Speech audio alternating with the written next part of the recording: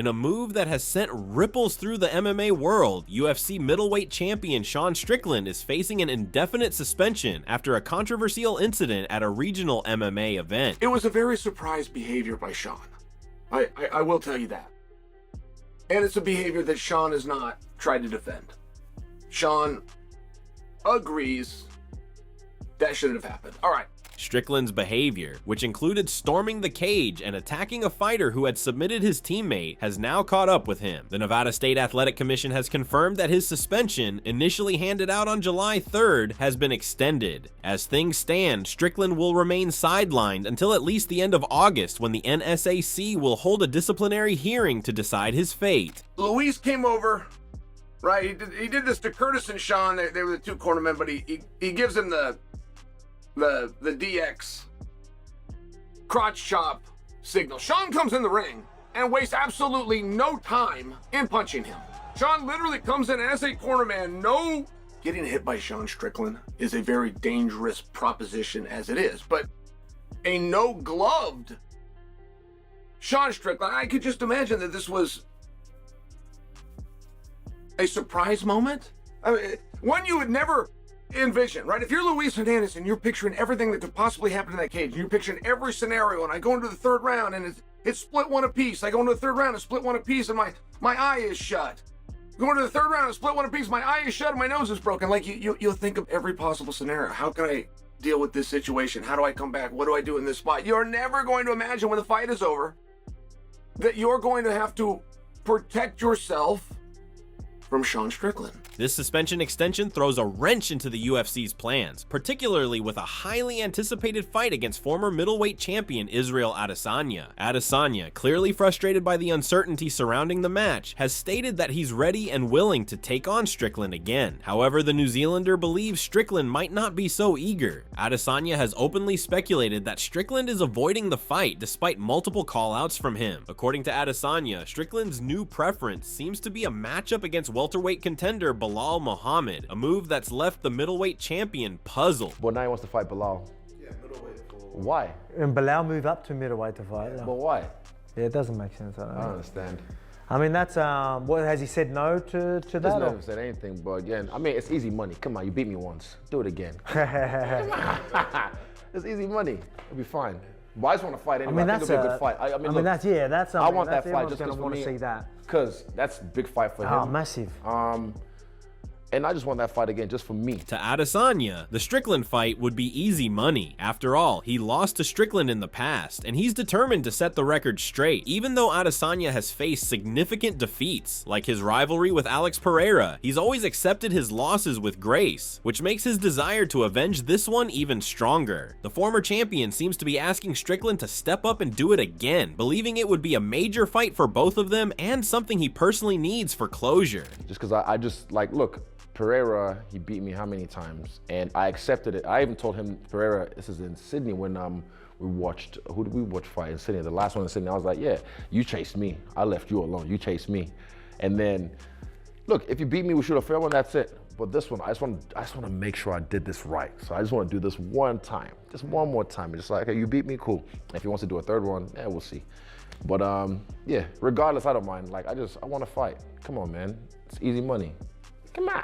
But for now, the future of this fight seems unclear given Strickland's suspension. This leaves Adesanya wondering whether he'll get the opportunity to face his rival before the year is out. UFC fans are eagerly waiting to see how this drama unfolds, with many questioning whether Strickland will ever face serious consequences for his actions or whether he'll be allowed to return to the octagon soon. I think that you understand these things, but it was Luis Hernandez who came out, who, by the way, happens to be a police officer.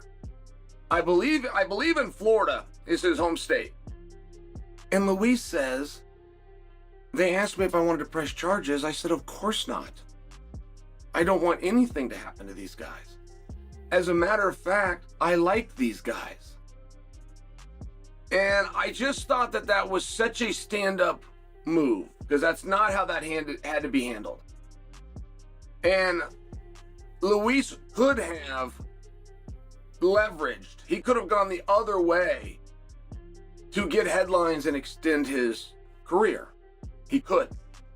and he didn't even consider doing it. While Strickland's suspension is casting doubt on his future, the UFC has still been moving forward with some massive announcements for upcoming events. Among the most anticipated matchups currently on the horizon is the potential welterweight title bout between Islam Makhachev and Jack Della Maddalena. This fight is generating a lot of buzz, with numerous fighters weighing in on Makhachev's chances against Della Maddalena. One such person is Khabib Nurmagomedov, Makhachev's coach, who's admitted that Della Maddalena could very well be the toughest opponent Makhachev will ever face in his career. Former lightweight champion turned coach believes Della Maddalena's stoic, focused style will be a real challenge for his fighter, especially in the scrambles where Makachev tends to shine. He's the man. He's a savage. He calls him his shots.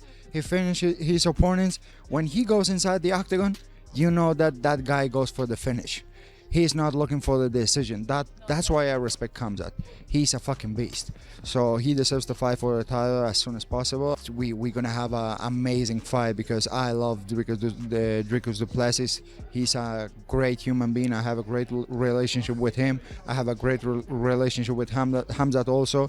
But as a fan of mixed martial arts, it's gonna be a very exciting fight. I hope the best man wins, and I wish best. Even Israel Adesanya, no stranger to a high-profile clash himself, has made his prediction, saying that he believes Della Maddalena can knock out Makachev. He argues that Makachev won't be able to keep up with the Australian, particularly when it comes to getting back up after being taken down. Adesanya's belief in Della Maddalena's abilities has put even more pressure on Makachev, who will likely have to prove himself all over again if he faces the Aussie later this year. I think Della is going to get it done. I feel from talking to Tim and also seeing Della, and also I've only sparred Della once, like not really hard crazy, but, and I didn't try and take him down at all, but I've seen him at your gym sparring, and his scrambles are crazy. Yeah, he's Even good with watching him scrambles. with Bilal as well, and Gilbert Burns, his scrambles are crazy, and I feel Islam would feel like he bit off more than he could chew once he gets in there with him, because when he puts some things on him, he's like, oh shit, I'm standing with this guy, I have to take him down. And then he tries, gets him down, and he gets back up, or he couldn't get him down, because he's a big dude. People don't realize how big Della is as well, and he's solid. So I really Dense, think, man, just dense. dense, yeah. Like when I felt, like I said, we're sparring, and then it's just a weight behind it, and the way he throws it, the body banging, man, good. But I know. In a recent update from UFC President Dana White, several major title fights were announced, further heightening the excitement surrounding the promotion. The first of these is a rematch between light heavyweight contenders Magomed Ankalaev and Alex Pereira at UFC 320. This rematch is expected to be one of the main events of the night, alongside a highly anticipated bantamweight title defense from Merab Dvalishvili against Corey Sandhagen. UFC 320, October 4th. T-Mobile, Las Vegas, the champ, Magomed Ankalaev defends his belt against Alex Pereira. Ankalaev hasn't lost in 7 years. He has the second longest win streak in the UFC light heavyweight division behind who? John Jones, the GOAT. Let the hate begin.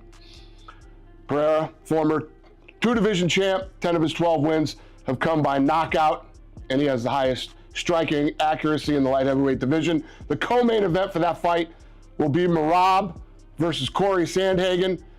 Merab is on a 13-fight win streak. Ankalaev and Pereira's fight has already piqued the interest of fans, as the first encounter between the two was highly competitive, leading many to believe that a rematch could be even more exciting. Chael Sonnen has already weighed in on the outcome of this fight. Sonnen, in typical fashion, has expressed his belief that Ankalaev will once again prove to be too much for Pereira. He pointed out that there was nothing in the first fight that would suggest Pereira can adjust enough to beat Ankalaev if they meet again. Alex is not going to beat Ankalaev.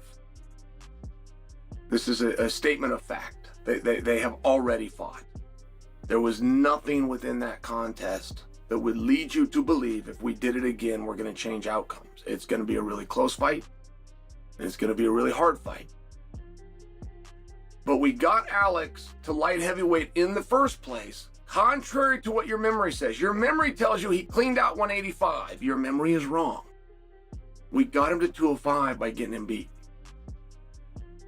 Alex lost to Adesanya and then was free and clear to move up. Now, I believe Alex is in that spot right now. That's why I thought there would be some hope of Alex versus Tom. But it's not going to change things in a few months when the dust settles. Moving on, one of the most anticipated upcoming bouts involves Tom Aspenol, who will be defending his undisputed heavyweight title against Cyril Gane in Abu Dhabi at UFC 321. Former middleweight champion Michael Bisping has already weighed in on the potential clash, expressing his belief that Aspenol has what it takes to get the job done. Bisping also predicted that John Jones would likely make some noise on social media if Aspenol doesn't finish Gane as quickly as Jones did in their fight earlier this year. If Aspenol gets the win, Bisping expects a heated reaction from Jones, who has already made his feelings clear on several fighters in the UFC. Dana White confirms Khamzat Chimaev is next. Dricus Khamzat is a pretty big fight that you guys can put on right now. Yeah.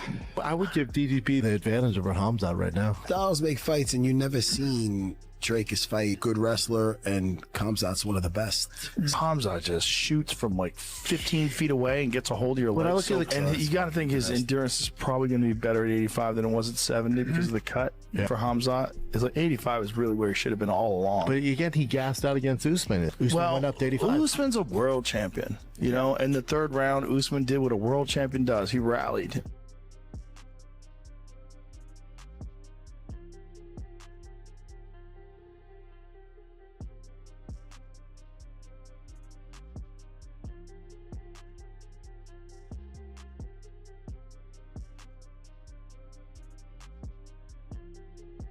While these announcements have generated plenty of buzz, one fighter who still remains a bit of a mystery is Makachev. White has promised that updates on the Russian fighter will come soon, though no specifics were given. Fans have been clamoring for news on Makhachev's next opponent, especially after his impressive rise to the top of the lightweight division. In recent weeks, there has been talk of Makachev potentially fighting Delamontagne, though the exact timeline for the fight remains up in the air.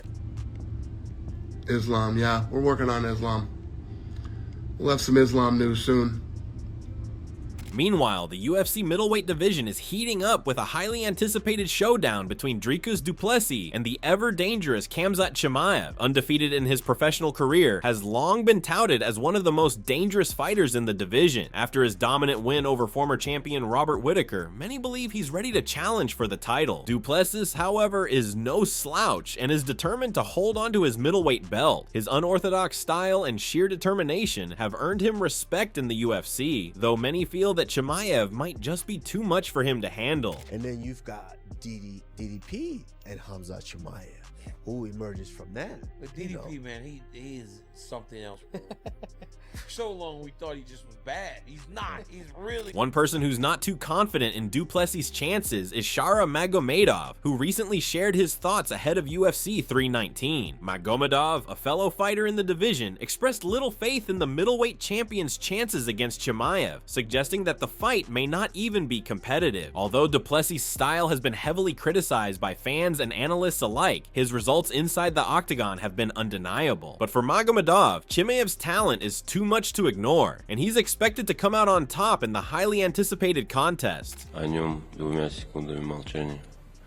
I said before, Dricus is in very good, strong hands in this fight, and we'll make sure to remember his name with 2 seconds of silence afterwards. With all these developments in the works, it's clear that the UFC's future is packed with high-stakes matchups and major drama. Whether it's Strickland's suspension, the potential showdown between Makachev and Delamontagne, or the ongoing battle for supremacy in the middleweight division, there's no shortage of excitement for MMA fans in the coming months. Fans are left wondering who will rise to the top and who will fall. And with all the unpredictable twists and turns that the sport is known for, the future of the UFC is looking brighter than ever.